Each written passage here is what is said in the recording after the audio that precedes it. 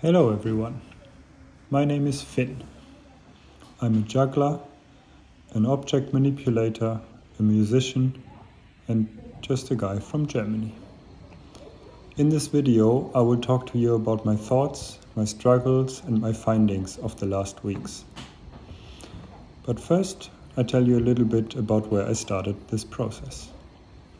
So, you see me alone here, but normally I'm very used to working in a duo with a good friend of mine. His name is Toby, and we graduated from Codarts together, and we specialized in club juggling and passing. But for this project, I decided to work on my own because it's something that I will have to get myself used to in the future. And as we have another project running at the moment, I really wanted to focus on having a working process that only comes from me and doesn't move that much in the duo dynamic that I'm used to, with all the exchanging ideas and building up on each other's proposals. So my goal for this process was to get more comfortable with working on my own, to get some more trust in my own decisions, and to generally feel a bit more autonomous.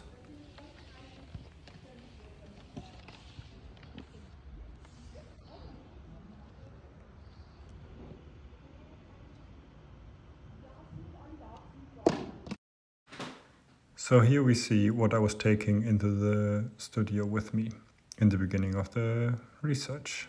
We see some juggling clubs in a suitcase.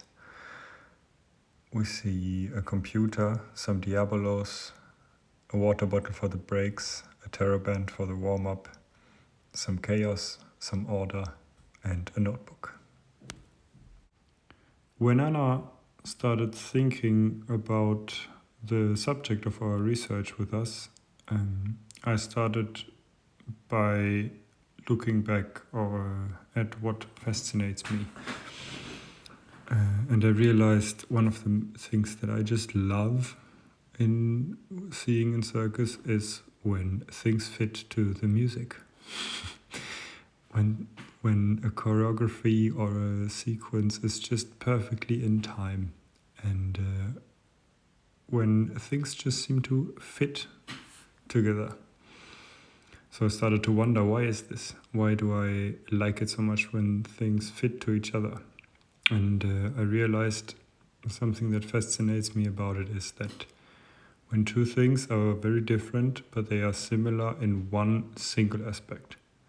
So for instance, when you have a juggling phrase that fits to a rhythm, you have them being in tune in terms of the timing, but everything else is something completely different. The one thing is juggling, the other thing is music.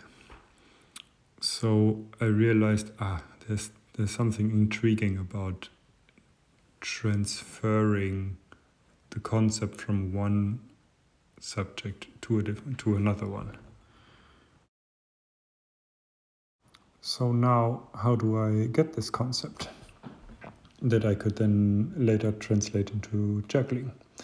I knew that I needed to get to the core of the principles and foundational functions of the things. So how do I get there without having to get too much into epistemology, Immanuel Kant kind of territory? So probably a manual does the job of describing the basic principles of the function of something.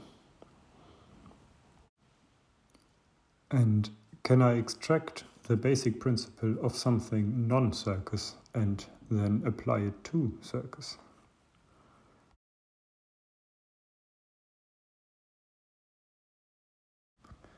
So I started looking into different kinds of manuals, and I quickly realized how cryptic most of them are, mainly because of the specific terminology and the specific knowledge that you need in order to understand them.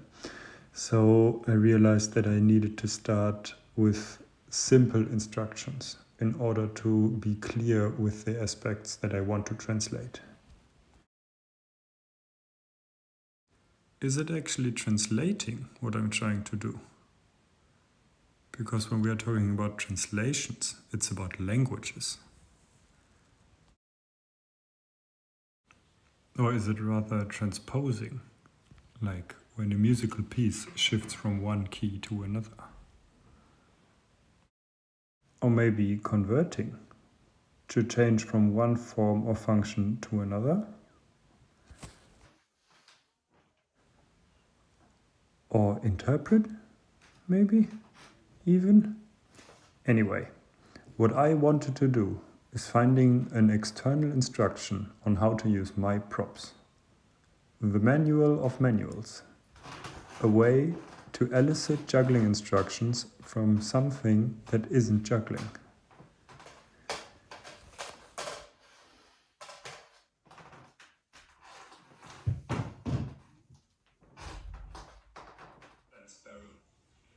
Press both elbows firmly against your body when holding the camera in a horizontal position. At least one elbow in a vertical position. Press the camera firmly to your cheek or forehead. Spread your feet slightly apart, with one a little ahead of the other. Don't tense up. Now release the shutter button gently as you exhale. It is always advisable to lean against a steady support, such as a wall or a tree, if any is available.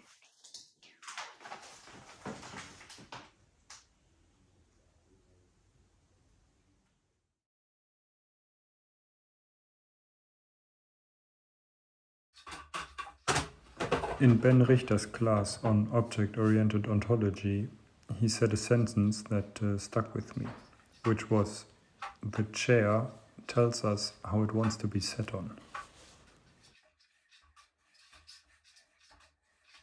So in the beginning of August, I decided to get back to practicing a skill which I stopped training about 8 years ago when I really got into juggling. And this trick is the 3 Diabolo shuffle. So kind of the basic pattern of playing 3 Diabolos in one string. Pretty soon I realized that it's quite hard to do and that I was not even close to the pattern that I had in mind.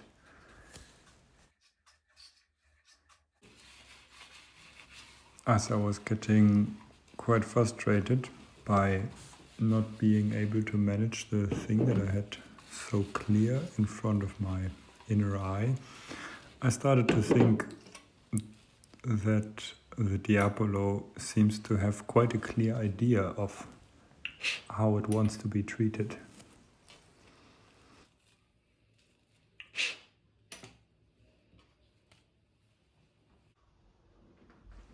With their weight, their air resistance, their behavior when being pushed and pulled around while spinning, the Diabolos suggest a manner in which they allow me to manipulate them.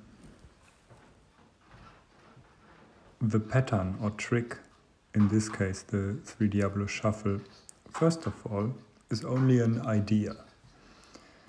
Something I cannot hold in my hands. I can make my props represent it, but it also exists without me doing it, even without me being capable of doing it. Me training to have 3 Diabolos running in the string at once is my body trying to get close to an optimal execution, to the idea of this optimal execution, which is present in my head way before it is present in my hands. It is the Diabolos with their specific weight and the timing that needs to happen in order for creating this triangle shape that you are starting to see that dictates how I have to move and not the other way around. So becoming good in a discipline also means familiarizing myself with the attributes of the props that I'm using and finding out how I get them to do what I want.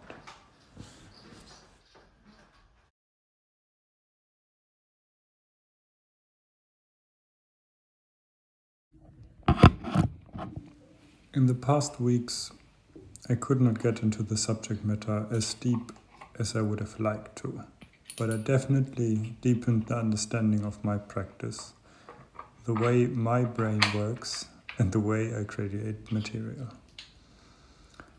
The working with manuals can feel very rigid and limiting, and I spent a lot of time finding fitting manuals that were easy to adapt to juggling, mostly because of the specific terminology that was used. A next step could be to expand my vocabulary of juggling in order for it to be compatible with a wider range of subject groups. Maybe in the form of writing my own manual of juggling and the juggler's body. I think after this course there are more questions in my head than before, and I think that's a really good thing. Thank you for watching.